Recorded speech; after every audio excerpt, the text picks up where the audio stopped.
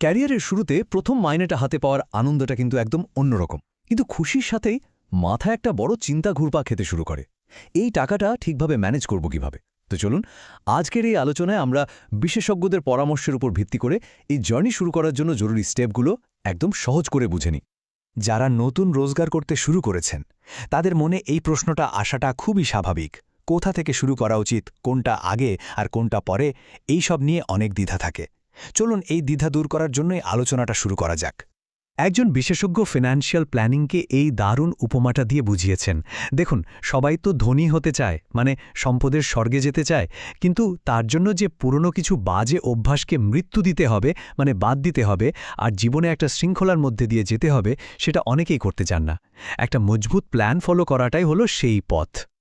আচ্ছা, বিনিয়োগ করে সম্পদ বাড়ানোর কথা ভাবারও আগে আমাদের প্রথম এবং সবচেয়ে জরুরি কাজ হলো যা কিছু আমাদের কাছে আছে তাকে সুরক্ষিত করা, মানে আমাদের সম্পদের চারপাশে একটা মজবুত দুর্গ তৈরি করতে হবে। ব্যাপারটা অনেকটা জামার বোতাম লাগানোর মতো, তাই না? যদি প্রথম বোতামটাই ভুল ঘরে লাগানো হয় তাহলে কিন্তু বাকি সবগুলো এলোমেলো হয়ে যাবে। ঠিক সেভাবেই আর্থিক পরিকল্পনার একেবারে প্রথম ধাপগুলো যদি ঠিকঠাক না হয় তাহলে পুরো প্ল্যানটাই কিন্তু ঘেটে যাবে। তাই শুরুটা একদম নিখুঁত হওয়া চাই। এইগুলোই হলো আপনার সেই আর্থিক দুর্গের 4টে প্রধান স্তম্ভ।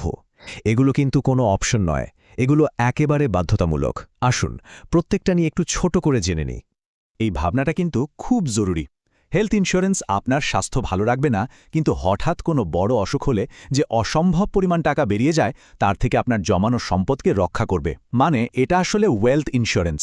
ভাবুন তো, একটা বড় অপারেশনই কিন্তু বছরের পর বছরের সেভিংস শেষ হয়ে যেতে পারে। অনেকেই ভাবেন অফিস থেকে তো একটা হেলথ ইন্স্যুরেন্স দিয়েছে, ওতেই হয়ে যাবে। কিন্তু এটা একটা বিরাট বড় ঝুঁকি, কারণ অফিসের ইন্স্যুরেন্সটা শুধু চাকরি থাকা পর্যন্তই আপনার সাথে থাকে।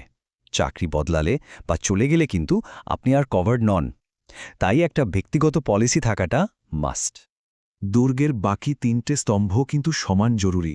টার্ম ইন্স্যুরেন্স পরিবারের সুরক্ষার জন্য, অ্যাক্সিডেন্ট পলিসি দুর্ঘটনার সময় আর্থিক সাপোর্ট দেওয়ার জন্য, আর এমার্জেন্সি ফান্ড হলো হঠাৎ চাকরি চলে যাওয়ার মতো খারাপ সময়ের বন্ধু। এই সবগুলো মিলে আপনার দুর্গটা সম্পূর্ণ হয়। তো দুর্গ তো তৈরি হলো, এবার আমাদের দেখতে হবে সেই দুর্গে ফাটল ধরাতে পারে এমন কি বিপদ বাইরে অপেক্ষা করছে। মানে সুরক্ষা নিশ্চিত করার পর আমাদের জানতে হবে কোন সাধারণ ভুলগুলো আমাদের শুরুতেই পথ থেকে সরিয়ে দিতে পারে। আপনার আর্থিক অবস্থা হলো ওই জাহাজের মতো যা আপনাকে জীবনের সমুদ্রে ভাসিয়ে রাখে, কিন্তু কিছু ভুল সিদ্ধান্ত বা বড় দায়, মানে ওই বাইরের জল, যদি একবার আপনার বাজেটের ভেতরে ঢুকে পড়ে তাহলে কিন্তু পুরো প্ল্যানটাই ডুবে যেতে পারে। একটা বিশেষ ফাঁদ আসে জানেন, যেটা কিনা অনেক তরুণ পেশাদারদের তাদের কেরিয়ার ঠিকমতো শুরু হওয়ার আগেই আটকে ফেলে। কি সেটা? এটাই হলো সেই ইএমআই এর ফাঁদ। একটা সুন্দর ফ্ল্যাট, একটা নতুন গাড়ি বা লেটেস্ট মডেলের ফোন কেনার লোভ, আর তার জন্য ক্যারিয়ারের শুরুতেই একটা বড় লোন নিয়ে নেওয়া।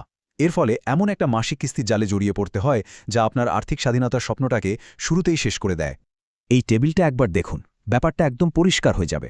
ধরুন দুজনেরই মাসিক আয় ৭০,০০০ টাকা, কিন্তু একজনের একটা বড় ইএমআই আছে প্রায় অর্ধেক মাইনের সমান, আর অন্যজনের নেই। ফলাফল, যার ইএমআই নেই সে স্বচ্ছন্দে বিনিয়োগ করতে পারছে, আর যার আছে তার হাতে মাস শেষে কিছুই থাকছে না।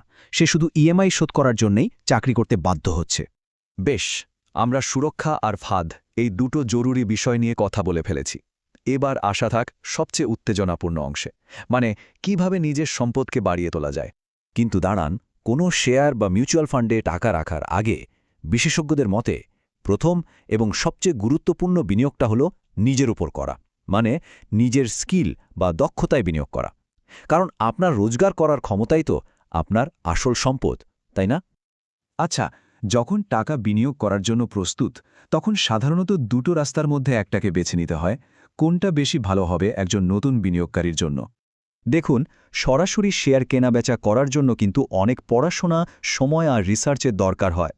যাদের সেই সময় বা দক্ষতা নেই তাদের জন্য মিউচুয়াল ফান্ড একটা দারুণ অপশন, কারণ এখানে একজন পেশাদার ফান্ড ম্যানেজার আপনার হয়ে কাজটা করে দেন। তাই নতুনদের জন্য এটা অনেক বেশি নিরাপদ আর সহজ পথ। অনেকেই রিয়েল এস্টেটের এই ধরনের বড় বড় লাভের অঙ্ক দেখে খুব আকৃষ্ট হন। যেমন ধরুন ২০ লাখের ফ্ল্যাট ৪২ লাখে বিক্রি, মানে ২২ লাখ টাকা লাভ। শুনতে তো অসাধারণ লাগছে, তাই না? কিন্তু এই যে একটা থোক টাকার লাভ দেখা যাচ্ছে, এটাই কি সব?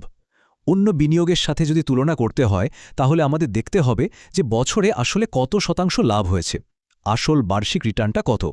যখন ঠিকঠাকভাবে সব হিসাব করা হয়, মানে কত বছরে লাভটা হলো, ট্যাক্স, মেইনটেনেন্স, এই সব কিছু ধরে, তখন দেখা যায় যে বার্ষিক রিটার্নটা আসলে মাত্র 5 থেকে 6% মতো।